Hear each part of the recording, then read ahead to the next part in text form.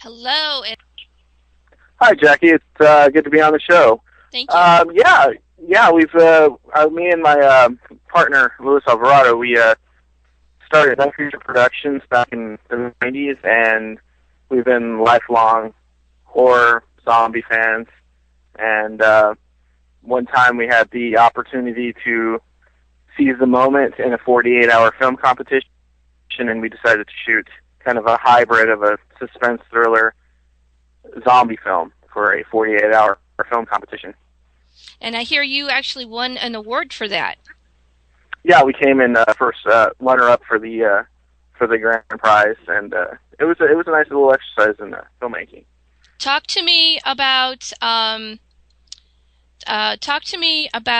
what is the importance of being able to win this particular award. Oh, it was kind of a validation for all the hard work that we did, because making a movie in 48 hours is just completely insane. I mean, you have to write the script, you have the cast, you have to do everything within that 2 days. And it was just, I'm not used to working under sort of a not like that, and it was quite the endeavor. Okay, so what I'd like to know is find out. I'm always interested in what makes a person drive to do the kinds of things that they do. What do you find as your biggest influences in the zombie genre, and who motivates you to take that step and go higher? I have always been attracted to zombie films. George Romero is like one of my biggest influences, and I was honored to meet him at Fantastic Fest for Survival of the Dead premiere. And I've just grown up around dawn and day and night, and of course later on Land and Diary and Survival. But he has just always been a big influence in the style of do-it-yourself filmmaking. A guy from Pittsburgh that got his friends together and made a little low-budget horror zombie film, and we started The Landmark, and who wouldn't be inspired to kind of follow in those footsteps? That's pretty cool. I would like to talk to you about your very first feature film that was done in 1999-2000 called Dark Blood. Tell me a little bit about how that started and what you did to be able to get it off the ground. Oh, that was quite an endeavor. We were still in film classes and learning how to edit and shoot when we got there, and we had this kind of crazy idea we'd do it Rodriguez style and go out there and get a camera and start shooting. And we shot for over a year. We were trying to do this vampire film, and it was very daunting. It took about a year to make, and that's because people kept coming in and leaving, recasting, and we had an elaborate amount of special effects makeup in the film that required a lot of work. And of course, when somebody comes in and leaves, you're forced to kind of start over again. So throughout the duration of a year, we finally completed the film and then had a showcase for it. And it was a 90-minute film, and then we just kind of found out that it's very, very difficult. Making the movie's one step. Marketing it and getting it out to the public is a completely different step that we weren't prepared for at that time as, budding filmmakers at that point.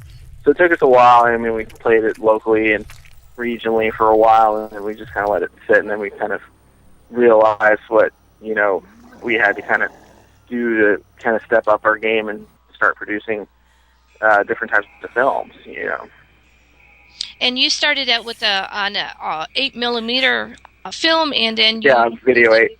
Yeah, and you moved it over to Super VHS. Yeah, we did it in the pre-digital era. We didn't have a computer to edit and do all the stuff that most filmmakers have access to now. We actually shoot on 8, transfer to Super VHS, cut it on a switcher, but it was a lengthy editing process inside of the station, and until we got a master of a linear editing. And if anybody's done linear editing, you can't go back and forth. You have to pretty much stay in that timeline, and it's a very lengthy process. Who helped you with doing the special effects and things of that sort? I'm always interested in like the literally the behind the scenes. How did you go about doing the special effects? I've always been fascinated with special effects makeup. That's just like one of my things. And I was about 12 or 13 and learning it from the Richard Corson makeup guide and the Dick Smith book, and just experimenting on my friends and learning the craft over the years. And of course Fangoria, I can't, they always had like special issues that showed step by step, and just trying to emulate all that and stuff. And then through the years we kind of build up, started building up our arsenal of gags, and and we said like, hey, we can build these scenes around these special effects, and then we started writing a script kind of based on what we can and can't do. Mm-hmm. And then a buddy of mine, Tom Irving, who's worked on many a film, and we met on AOL in the 90s, chatting about horror, because I'm a big Lucio Fulci and Dario Argento fan too, so we had a lot in common there, and he just kind of helped me out, giving me tips and whatnot and everything. So it was throughout the years, just practicing and honing those skills. That's pretty cool. I also like to ask everyone that's on the show who they like to read. Who do I like to read? I like to read Stephen King and Clive Barker and Dean Koontz to an extent. I really have read them the most out of any trio of authors. I mean, Douglas Winter and Skip Inspector, of course, as well. But those were the three major authors that kind of shaped my literary influences. Sometimes when we're putting together projects, we listen to music, and I'm curious to see if there is anyone that you like to listen to, either when you're creating or when you're actually shooting the film. Shooting a film, not too often, but during the creation of it, the planning and the scripting phases, I'm kind of all over the place. I'll listen to heavy metal. I'll listen to like Slayer and Pantera and stuff like that, or I'll listen to some goth like Bauhaus and whatnot, or it just depends. I am just really kind of influenced by a lot of different types of genres of music, Ministry and Nine Inch Nails. I'm just very, very influenced by the kind of darker music. If you had an opportunity to work on a film with any director, who would you pick and why? Oh, wow. Yeah, I mean, I could say Robert Rodriguez or George Romero or Ridley Scott. I mean, those guys are like, the prototype for anybody that wanted to follow in terms of visual filmmaking. I'm a very visual person, so I think a lot of that would definitely influence me. Sam Raimi, of course, as well, and Peter Jackson. Those would probably be my choices right there. When you see the things that are going on in the zombie field within the 2012, as opposed to how it started out, we'll talk maybe in the George Romero era, what do you think has changed the most, and what do you think has changed very little? Well, I think what's changed the most is I think people have finally gotten, due to The Walking Dead and what Frank Darabont has done with the genre on television and exposing it to such a mass audience through television, that everybody's starting to catch on now. It's amazing how many people are doing zombie walks and Walking Dead parties, whereas like 10 years ago or even 15 years ago, we were like little trolls that sat in a cave watching zombie films like Fulci films or Romero or anybody. It just wasn't fashionable back then. It was, it's like, wow, people are just kind of caught on at this point now in 2012, whereas years ago. Yeah, it causes one to take a look at this and go, geez, like they're everywhere. I mean, think about this. I've seen commercials that have had zombies in them. I've seen uh, newspaper ads with zombies in them. And, on the news, of course, we have heard recently within the last 6 months all of these terrible attacks that happened starting off in Miami and moving around all over the world. What do you think, if any, has the impact been within these particular issues as far as the media is concerned? Do you think that maybe they might have gotten some sort of an idea to do that from there, or do you think that this is something that's genetically unique? I think people have a tendency of overreacting, especially when they see something on television and trying to do a knee-jerk reaction to what's going on into the media and trying to connect it to something societal. And a lot of times crazy is just crazy. People will do very bizarre things just for the sake of doing it, and they've not even watched anything in particular. They just do it. So I don't really think that it's so much of anything that's media-based or mimicking-based as much as just, people are just generally kind of loony and do strange things, especially when they're under the influence of drugs. I mean, it's a completely different ballgame with dealing with type of rationale. So you write, you shoot, you edit, you direct, and you do special effects. A lot of times I've talked to people and they only take one particular area and they try to concentrate on just that one thing. What drives you to really want to have your hand in all of it? Actually, as I get older, I try to find people that are better at it or just as good as I am and kind of collaborate. Back when I was starting, of course, the only person you can rely on is yourself, especially when you're dealing with a low-budget film with no money and no time. But now I find myself trying to delineate jobs and work with people and network the same way. But I just have an interest in a lot of different things. I may not be the best at a lot of things, but I definitely know how to do them. And I definitely try, every time I do something, I try to give me something to strive for, to kind of reach for. And I noticed that my filmmaking over the years has gotten more tighter and more concise, and my stories have gotten a little bit more involving as well, which is always a blessing too, because you just sometimes people can make a movie and not really say anything. And the thing about being in the media and being a good filmmaker is having a good story and telling a good story and conveying something to the audience and yourself.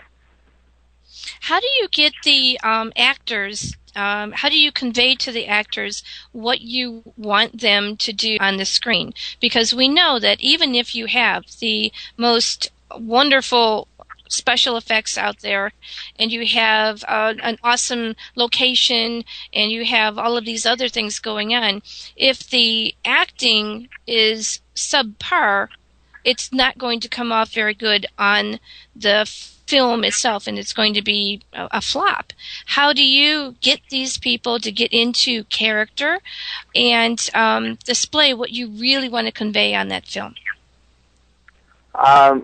In the past, before, I think it was like, it's in the script, this is how it's supposed to go. As a director, when you're starting out, you just try to get people to kind of fit in a little box. And as I've worked with more actors and try to do things, I've definitely finding myself having more conversations about what this is about, what you're trying to do, more about the motivation behind the character, trying to have a conversation and getting to the core of the scene. I believe that's the best way to do it, instead of just telling them how to act and how to do that, because that's not my job. I'm not the actor, I'm the director. I'm more of the judge of what they're going to do and how it looks on camera, and if I see what I'm looking for in their performances. But I think the best way is just communicating with them, talking to them very concisely and having that conversation and being very open to their suggestions and back and forth, because it's very collaborative. Yes. The better actors you have, it's more of a collaboration, because then if I do the casting right, then my job's very easy. So on to the next issue. You have to find people to be able to do the production, and they have to work well, and their personalities have to be good, and all of this. How does one go about finding actors? Mainly the auditioning process. He's putting out ads either on the newspaper, Facebook, Craigslist, Twitter. Yeah, I mean, you have many avenues now, whereas it used to be just, go to a high school, go to a college, and talk to a theater arts department and see if you had any aspiring film actors or people in your film classes and stuff. But now you have so many different angles, and then you meet these actors and you have a conversation with them. And that's usually how I get whether if an actor's going to gel with me is if we can talk about music or life or anything in particular. And if we kind of have similar footing and interests and stuff like that, then they already know what they're getting into working on one of our films, because we're generally genre-based in horror. So they already kind of are getting kind of familiarized with us. And then when we start going over the scenes together, then it just becomes, if it works right, then you know right away it's going to start gelling. It's going to work. Right. What is the youngest age actor that you have used so far? Well, my most recent film, Elle, Cucuy, or one of my most recent films, I had to find a young child actress, and I had a couple of child actors come in about ages, I think the youngest now is about 7 to 8, 9, somewhere around there, and had to not scare them, or not scare them, but intimidate them and stuff, and just try to get them very relaxed into doing a very simple scene of being a little brat on camera. And I found my actress in Jolie Emery, and that was the youngest I've worked with so far. It's about 8 or 9. What do you think about the inclusion of young people, and now what we see on the Walking Dead, babies or even fetuses being adopted into the role of zombie, or zombie maybe perhaps? I was actually kind of, because everybody's like, oh, look at the zombie baby in Dawn of the Dead 04, Zack Snyder's, or in The Walking Dead. But, I mean, Peter Jackson kind of tackled it humorously in Dead Alive with Baby Selwyn. And it was very tongue-in-cheek. And, of course you think, oh, baby dead zombie, and it's funny, and it's like a little puppet creature and stuff. But I think it has a lot to do now with society and the fears that people have, and especially about death and birth, and kind of using the zombie lore to kind of go in kind of a strange taboo direction a little bit, and dealing with that, and kind of trying to be a little bit more edgier and unnerving. There are certain particular viruses and diseases that do cross the placental barrier already in real life, and I believe that when I saw the Walking Dead have this lady, and she's pregnant, and she's worried whether or not this baby is going to be okay, or it could be just born with the virus and have a regular birth, or if it was actually going to start basically taking her apart from the inside out. There were a lot of different kinds of things that would go working on a woman's mental capacity if they had run into that kind of a situation. So I find that it is disturbing on a number of levels, because in actuality, some of these things have already happened. Yeah, I think a lot of that fear is kind of like what David Cronenberg kind of tackles in his films, the lack of control of the body, or the body horror, the things that, these strange things that would happen to your body that you have absolutely no control over. And I think that's probably one of our more primal fears, is like a rash, or something that would just totally alter us and make us different, or pass along to our unborn children. Yes. And I think that's also a very valid fear. I think a lot of people deal with that, upstairs, but not necessarily so much in their life. But, I think that's what they're trying. I'm not saying I know what they're trying to convey, but I think that's what they were trying to convey with that fear of the body and the uncontrolled body. What kind of projects do you find yourself thinking about working on within the next couple of years? I don't. I think right now, our company is. We've managed to start generating a lot of interest with our films through a lot of screenings through film festivals and stuff. We've been kind of in a short film, trying to get as many of our ideas out in a short film, but I think it's actually time for us to kind of step it forward and actually start moving into a feature film direction again, whereas we weren't ready for it in 2000, but in 2012 I think we're a lot older and wiser to how the business works, and I've met and talked to other filmmakers along the way and kind of got an idea of where the business is, and it's ever evolving now because technology and interests and everything are shifting every so often. So we kind of have to kind of base not a lot, but a little bit of what we're planning to do if we do a feature, and then also trying to build the capital to do it correctly and not rushed and very well produced. Because I think that's more of our goals now, is to actually, we can do this for X amount of dollars in 5-10 minutes, but now we would like, do the same quality, but definitely on a larger budget. And I'm very influenced by what I grew up with in the 70s and 80s, and that may not be so popular now, but maybe later on too. But I just feel I'm sick of CGI. I don't find much joy in watching CGI zombies and stuff like that. I'm very a Savini, Gina Rossi, zombie person. If we can do it practically in front of the lens and bring it through an actor's performance, I'm all about it. I think the CGI takes away too much of the physicalness of it. You can make something look spectacular, but then it loses its original meaning, and you kind of look at that and go, well, yeah, no big deal. When these films were first starting to come out back in the 1930s, there was the Haitian woman who brought back the dead. Either she reanimated a dead corpse that was brought to her, or she went to a graveyard and reanimated the corpse. And you go through this whole kind of symbolic, very religious, ritualistic kind of experience.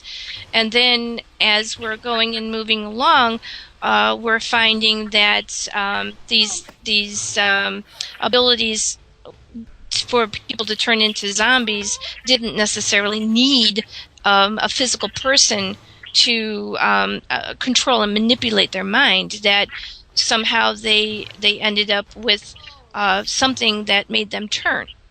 And so I'm very interested in keeping things as original as possible, but I also enjoy that in the contemporary they are taking zombies and what they can do to a whole nother level.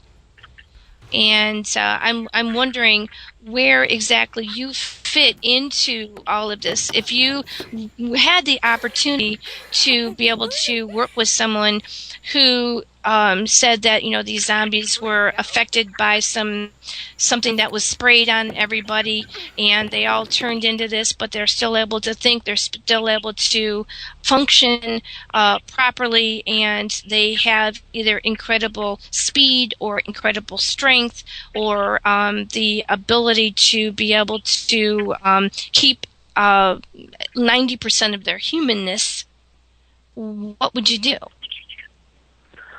That's a good question. I even in dealing with the short zombie film that I've done and tackling it slightly in another film that I worked on called One Dark Night, I try to see myself trying to stray away from the sci-fi and elements of that and kind of going into more of a supernatural fold with zombies and kind of making it a little bit more spiritual and a little less defined. I think I really enjoyed Lucille Fulci's Zombies. There was more of an atmospheric thing, and more of a what is this kind of it's very ambiguous. It's hard to grab onto it, but they're there, and they've arose, and they're here to devour us as that. And I missed the kind of supernatural element of zombies where there weren't so,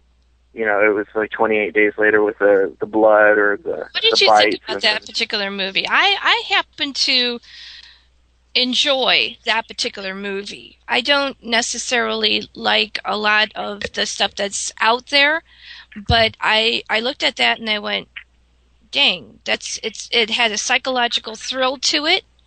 It had a lot of different kinds of technical aspects to it, and it seemed to really just kind of pull me in so that I really started to really care about what was really going on there. What, the 28 Days Later? Yes. I look at 28 Days Later as Danny Boyle's doing a very succinct character study with these very interesting people and the backdrop of something that isn't quite a zombie but could be a zombie because they're still technically alive. Right. They're infected, I believe is what they're called in the film. Right. And they have no core emotions other than rage, which is what drives them in the film.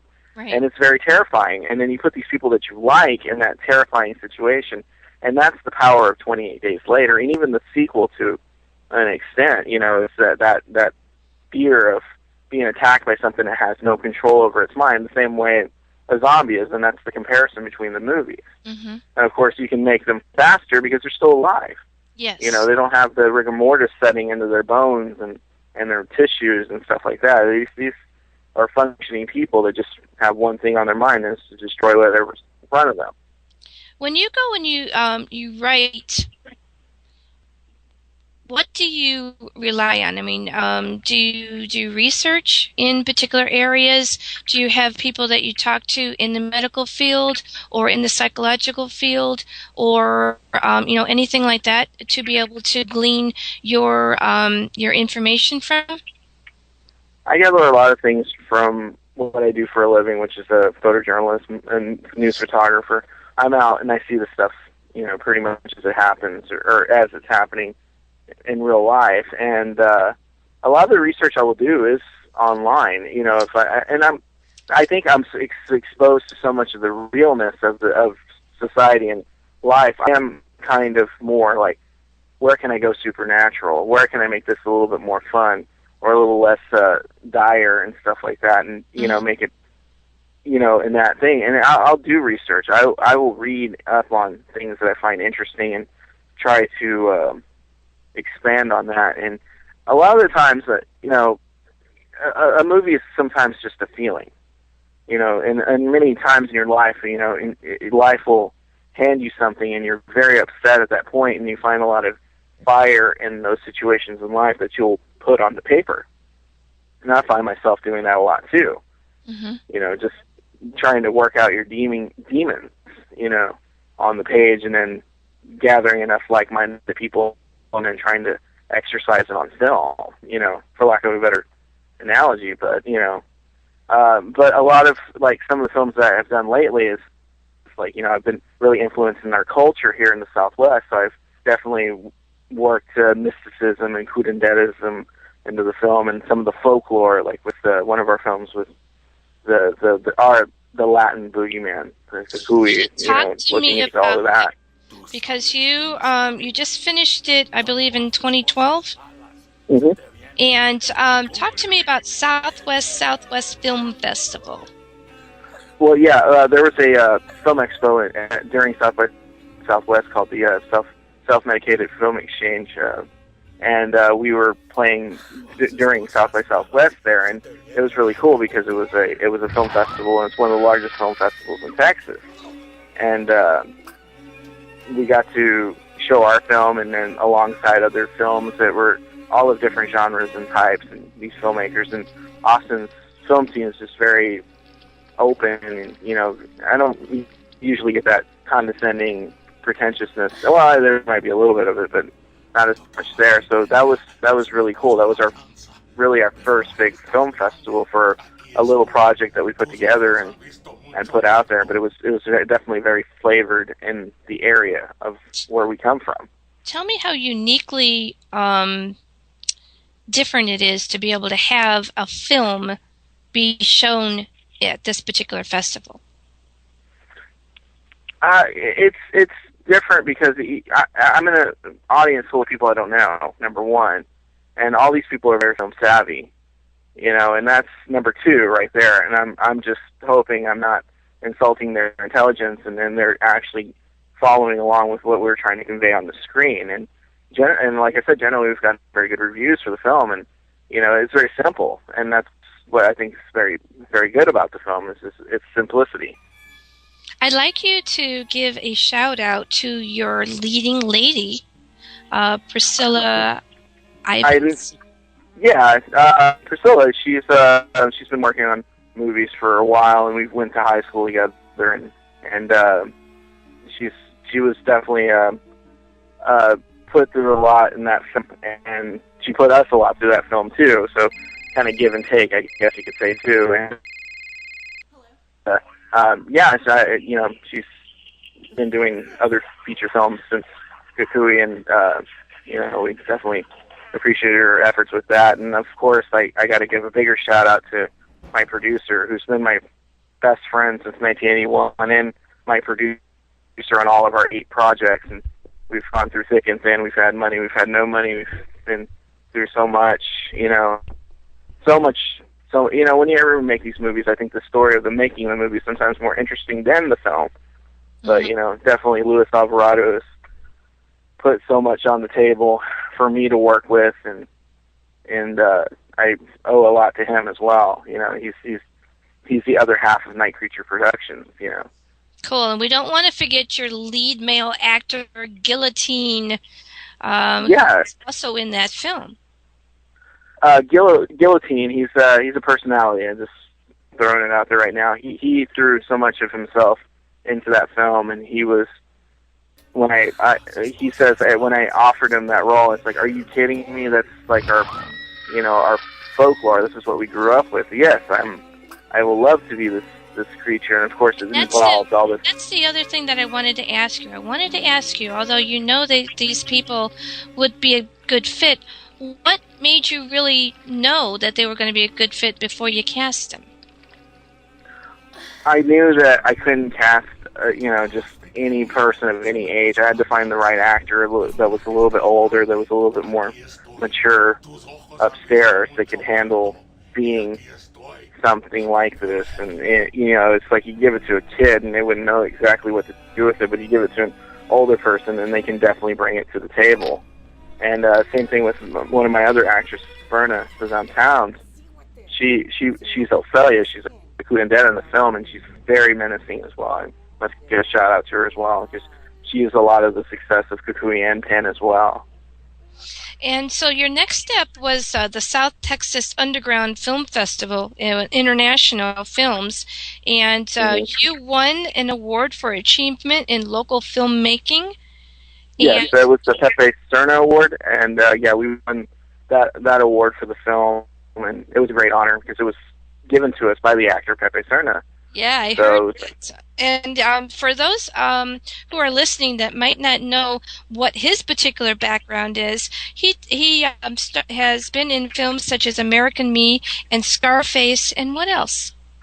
Buckaroo Banzai, and I have to go look up IMDb right now, but I mean, he's been on so many TV shows and films. Buckaroo Banzai, is one of my favorite films too, and I was just, Scarface, whatever and stuff. But when I met him, I was like, dude, one of my favorite films is Buckaroo Banzai. And he thought, it was great to make, and he was very down to earth, very, very great guy. Enjoyed meeting him and hanging out with him at the film festival and stuff. And we also got to do the San Antonio Horrific Film Festival at the Alamo Draft House, which is a very popular chain of movie theaters here in the Southwest, and they had a screening for us as well, and it was nice to be officially selected into that film festival because we got to meet a lot of really cool filmmakers there as well. I hear also that you, on your travels from going all over the place, have met one of my very favorite zombie genre guys, and he is known on Facebook as Non-Practical, and his very practical name is Scott Thomas. He wrote the book Zombie Apocalypse Survival Guide. Tell me a little bit about your experience with Mr. Thomas. Oh, Mr. Thomas. Grew up with him, number one. He lived on the street around from us, and we went to the same high school and knew a lot of the same people around the block and stuff. So me and Scott have known each other. He's a crazy cat, love him to death. Then, ironically enough, so many years later, we ended up working at the same news station, photographer-producer relationship, and of course we've kept the rapport going on there. He's moved since then, but yeah, and then he had this book come out, and it was such a great thing for him as well. I'm really proud of him. So, in view of everything else, if you were going to have a individual come on the news, and you were in your house, you were doing your own thing, and you were, paying attention to some other stuff, and all of a sudden, a news flash came across that said that your area was one of the targeted areas for a zombie apocalypse, that they were coming, and they were going to be there within 2 or 3 days. What would you do to prepare in 2 scenarios? 1, where you could fortify your house, and 2, where you absolutely had to go. What would you do in both cases? Oh, wow. Good question. Fortifying my facility would probably not be the best thing in the world for me. I would probably run. I'd probably try to run it, because we're in the country. I mean, there's plenty of places to hide around here. I mean, I would probably try to go that route, fortify myself somewhere in the country that's a little far away from all the major fallout, because the larger the city, the more population, which means the more growth of the zombies. Right. So definitely more out in the country where population's sparser, and you can definitely get a beat on the impending zombies and try to fortify somewhere out in the middle of nowhere, set up booby traps and whatever else you could set up in the amount of time that we were given. Because usually, if they're anything like in the movies, they would probably try to focus on whether it's more food, and then start running into the rural areas. And of course, we're in Texas. Everybody has a gun, so that'll be the first thing I'd go for, is getting myself quite a few automatic and semi-automatic weapons to protect myself with. Also finding tire irons and blunt objects as well that could be used against them. And, well, you kind of sort of answered that in a one kind of chunk kind of answer. That's I thought about this quite a bit, actually. So if you were able to get a group of people, if you had 2 or 3 days and you still had communication ability, who would be the 3 people that you would take with you, and why? I would probably take my parents and my best friend, because I know at least I could trust them in any scenario, and it's like, I got your back, you got my back type of working relationship. And not only are we close, but we are also working close, that we can. You're only as good as your weakest link in your team. Mm-hmm. It goes for anything in life, and you want to surround yourself with the most trustworthy people that are constantly eyeballing your back, and you're eyeballing their back, just to make sure that they're safe. And that would probably be the best thing in the zombie apocalypse scenario. Absolutely. Okay, so I need you to tell people how they can find you if they are listening either now or on the archive that we're going to put up at Zombiepalooza Radio on ztalkradio.com. So how would they find you? Yes, we have a Facebook fan page for the Night Creature Productions, and that's just go to Facebook and look up Night Creature Productions, and you'd find us. And on Twitter, it's we're, I believe, at NCPCCTX on Twitter. And then we have a YouTube channel, which is Darkblood 3006. Talk to me a little bit about your YouTube channel. What can they find there? Pretty much trailers and some of the short films that we've produced over the years. There's 26 projects, and it's basically our I guess, video history, because you can see just about anything we've done up except for about this year, since a lot of things are still, pending with film festivals and stuff. We can't usually put them up there yet until we're done with our run, but pretty much all of our films up to about 2010 are there. Okay, so what do you think about the zombie genre being effectively used for those who suffer from post-traumatic stress disorder? I think it's a great thing if they're needing that kind of release. And I think a lot of what people that go through any kind of traumatic incident in their life, no matter if it's at war, at home, and stuff, they need a release. A release is very important for anybody, to get to work whatever they're dealing with out. And it's great. I think it's a great way to safely do that and not hurt or be hurt. Mm-hmm. So the other thing that I would like to find out is if you have any current projects that you're working on that you would like to ask anybody to assist you on, or to help you get into the right direction, or anything like that. Yeah, right now we're actually scripting our next couple of projects, and a buddy of mine, Richard Martinez, is helping me write one screenplay, and I'm writing another one, and we're collaborating, going back and forth. And we're definitely, anybody that wants to help out, and we get a good feel for you, and you feel like you're part of the team and want to be genuinely part of the team, will show up on time and have respect for everybody on the team, as well as yourself. We definitely want to work with you. Right. That's what it really comes down to. The respectfulness to the work that everybody's putting into, not just the filmmakers, but the actors and the crew members on there. I mean, everybody's putting their time, and time is very important for many people. Let's see, what else? Trying to think of, is there anything that we haven't talked about that you would like to mention to let people know about you, or anything that you would like to talk about? Just that we're fans. I will straight up say that to anybody. I've met many celebrities, in my job, but I was starstruck by George Romero. I mean, I've met presidents and stuff, but definitely George Romero. I'm a fan, and I make films, that would appeal to me as a fan, or I try to, based on limited budget and stuff. We don't have a silver spoon in our mouth, so everything that we get for our budget, we put into our films.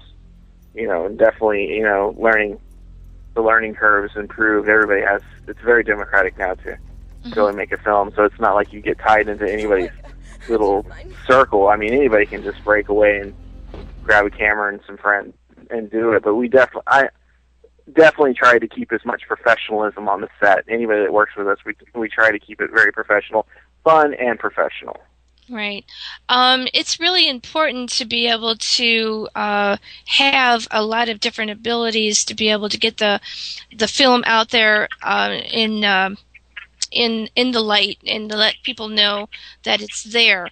Sometimes what I've been told is that they thought that the hardest thing would be to get it into production and get it finished. But a lot of times what they're talking about is that seems to be even harder to be able to get the films out there into the public eye, or to get people to help sponsor them, or to find a particular place where they can find a good fan base. And so Zombiepalooza Radio and Zombiepalooza Dead Again, the Facebook page, is really in a position uniquely to be able to bring a lot of different kinds of people together. And we are very interested in having everyone network through this in a very safe, fun environment. And so we appreciate having you as part of this, and we are looking forward to seeing more of your work, and looking to see how you grow within the next couple of years with Night Creature Production. It has been an immense pleasure to have you on, and I look forward to having many more conversations with you.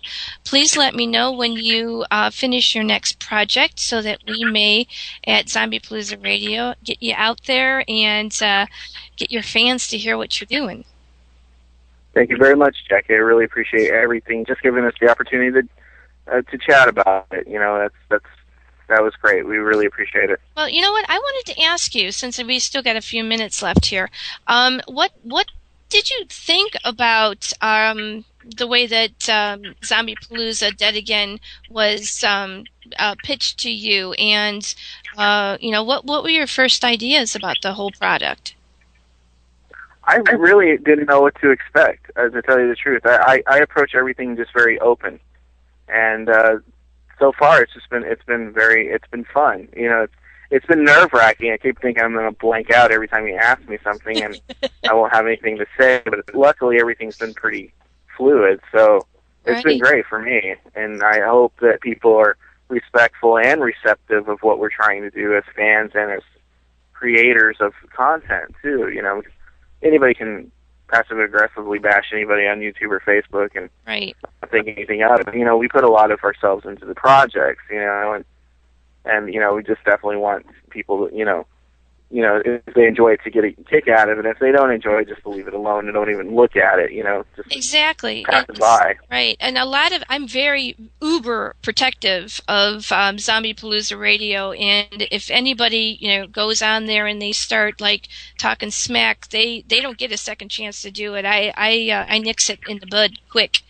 I do know that a lot of the people that are a part of this particular project do have military background, and so I'm out there with the banners, you know, letting people know that we highly respect these individuals and thank them for their service and their amazing talent. What they come and bring to the plate to Zombiepalooza Radio and Zombiepalooza Dead Again is absolutely amazing.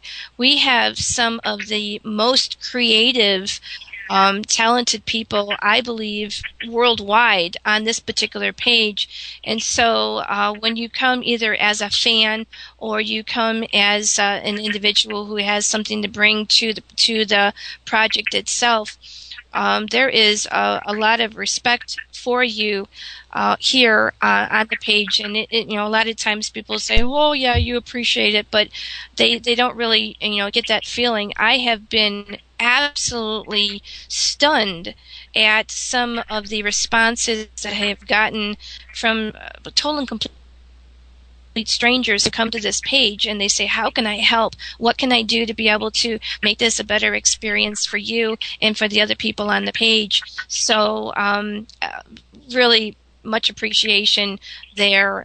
Every once in a while I'll put something out there and hopefully it doesn't sound like it's coming off as being just, something I need to say.